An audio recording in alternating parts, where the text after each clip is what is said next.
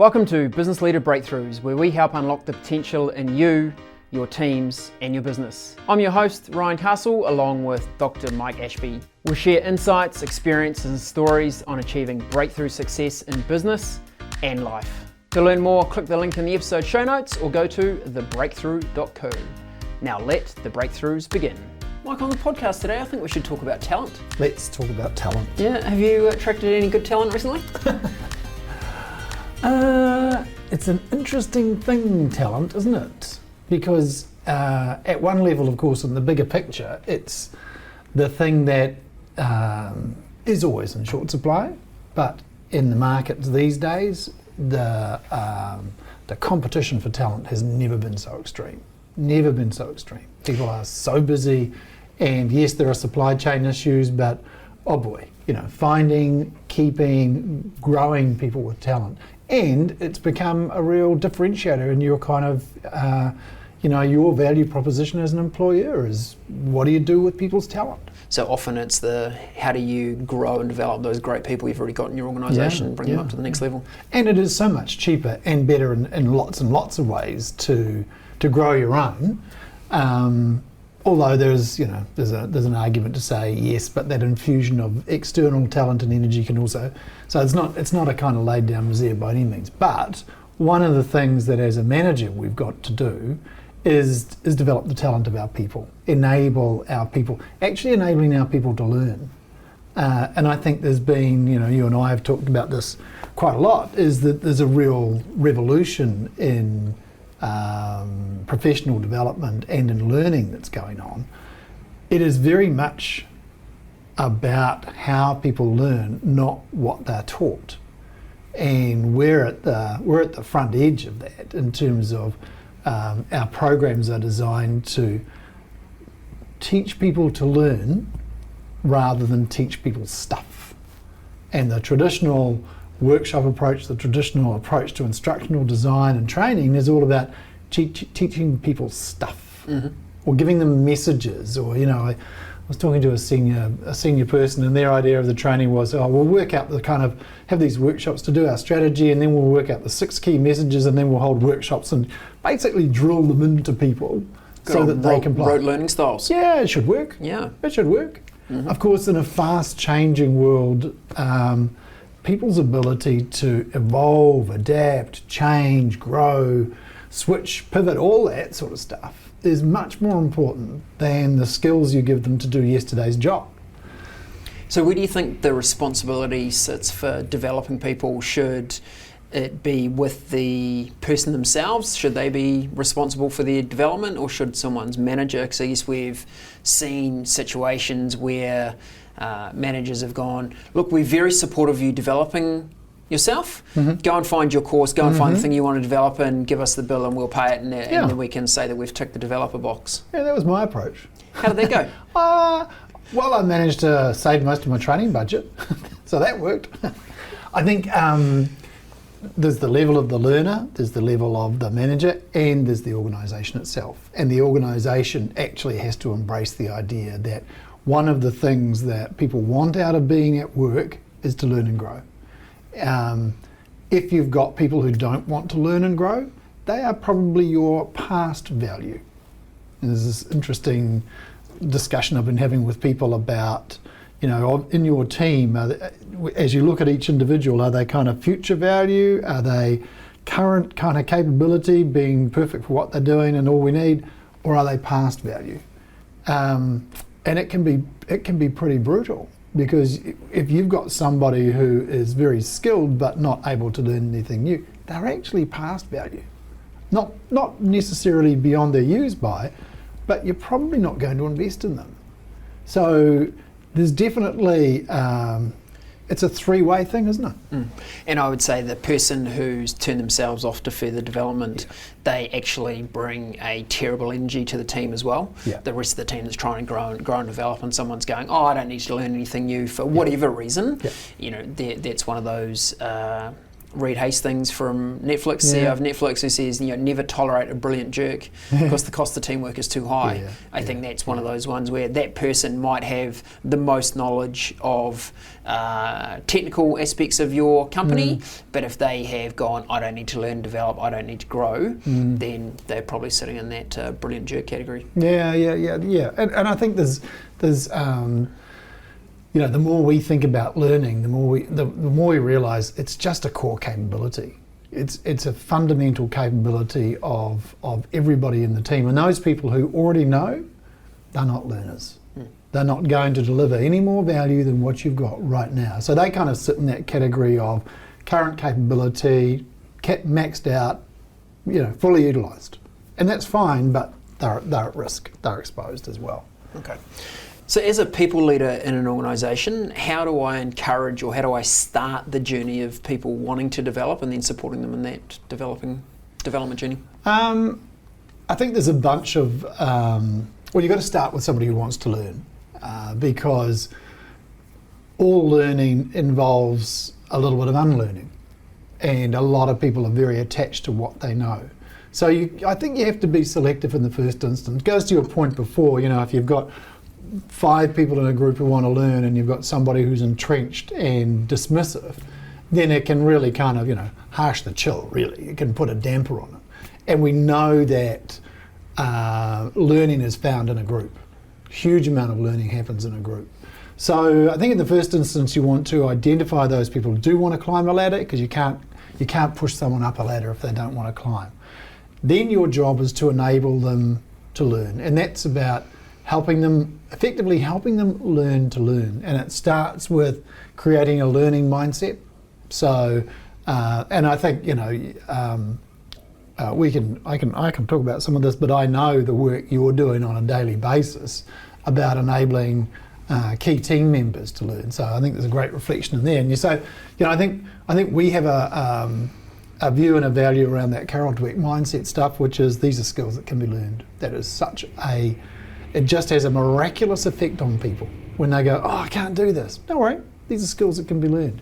And I would couple that one, I think another mantra of ours at the Breakthrough is, and it's about progress, not perfection. Progress, not perfection.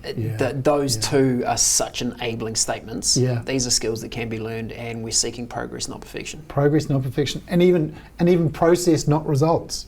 We'll invest in process, the right kind of process, because we know it'll get the results. Let's get that process working properly.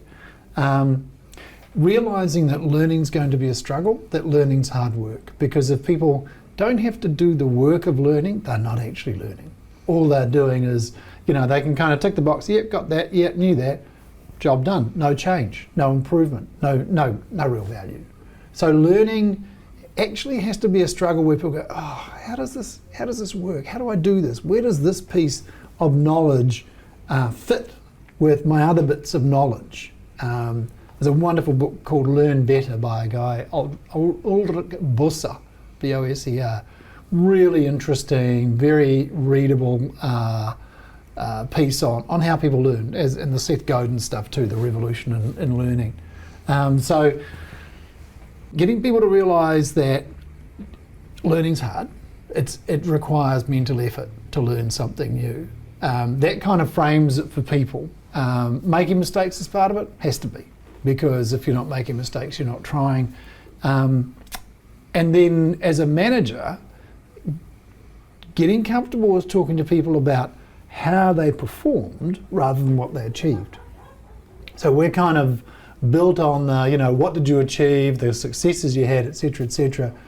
Let's talk about what was really good about what you did to get that result. Because you don't learn from just achieving or failing. You learn from reviewing the process that sits behind those outcomes. And it makes me think, Mike, your wife, Francesca, always had a little technique of taking people along to meetings that were in her team, and after each meeting, what were the words she would use with How do them? you think that went? What would we do differently?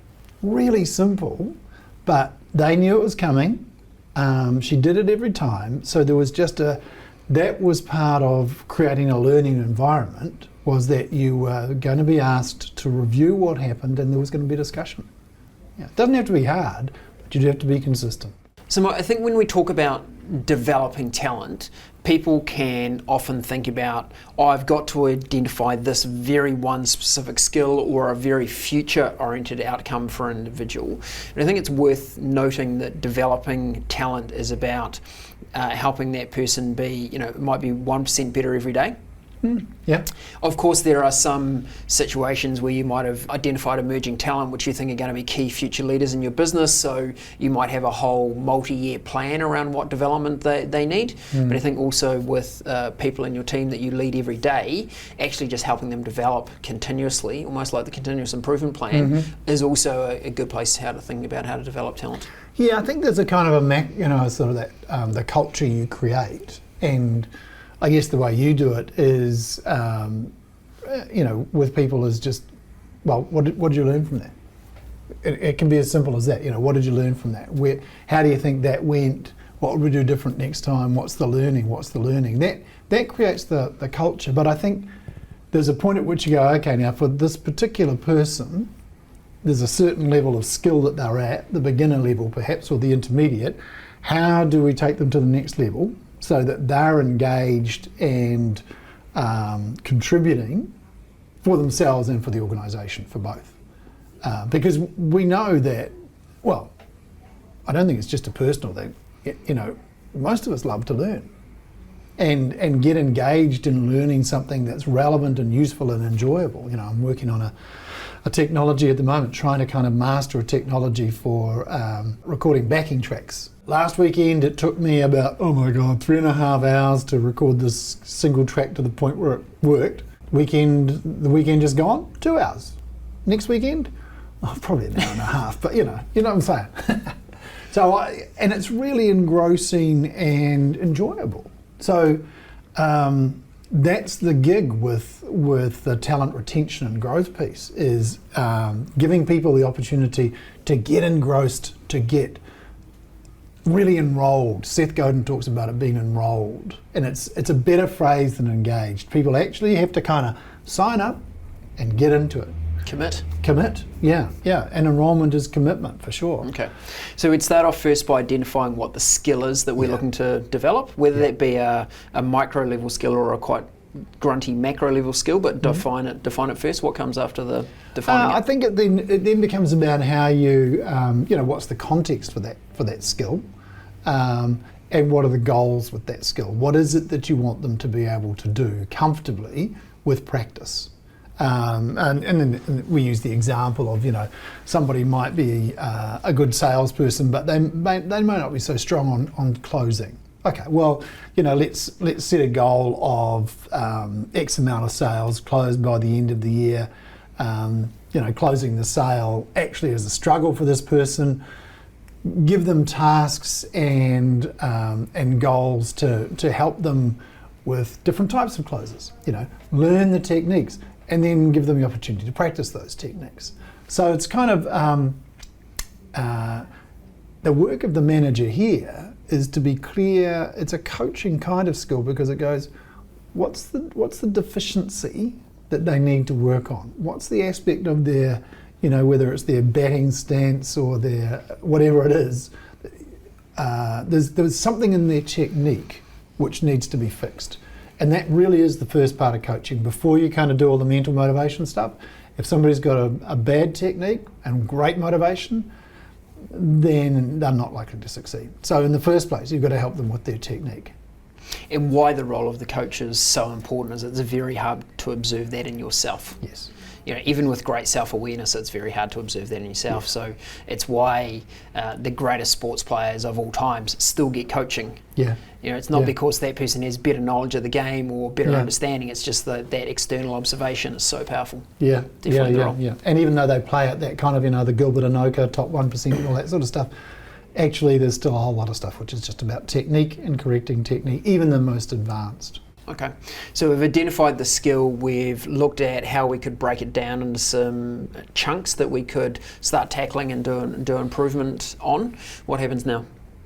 Well, I will ask you that, because you're in the middle of training somebody in sales, right? From a fairly green sort of. In fact, I think you said he was so green he was practically a Martian.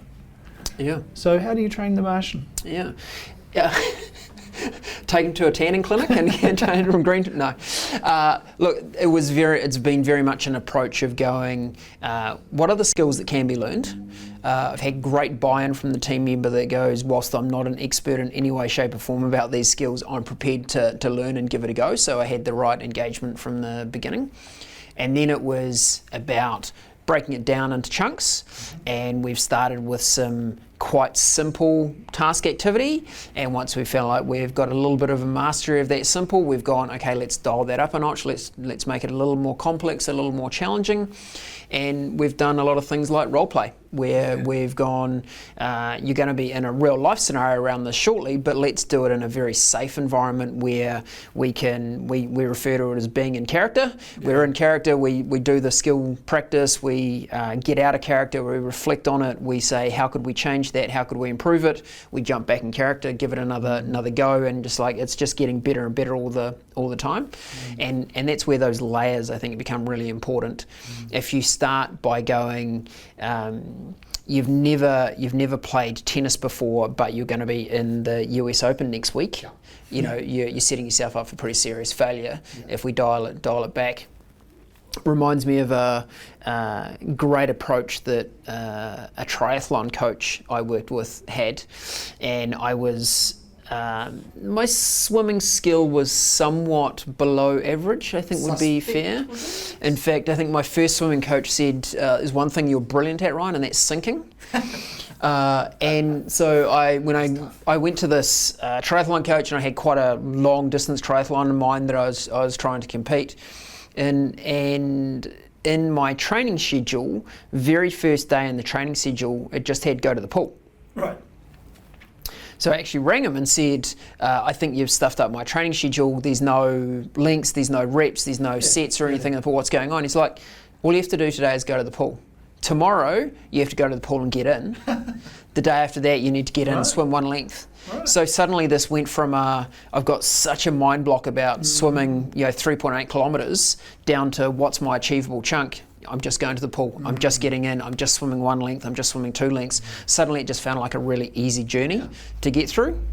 And managed to get through the training and didn't drown. No, that's good. And then managed to get through the triathlon that I had targeted as well. But that approach of starting small and layering the skill and the development over was really, really valuable. And look, the point really is that it's a struggle anyway. Right, and that was quite smart the way he was taking you through an unlearning and getting you out of that association stuff.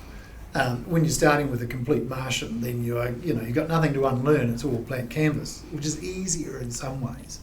As a manager, you can't contract this out. You can't send. I mean, you can certainly send people off to do the skills and all of that sort of stuff, but in the end, it's your job.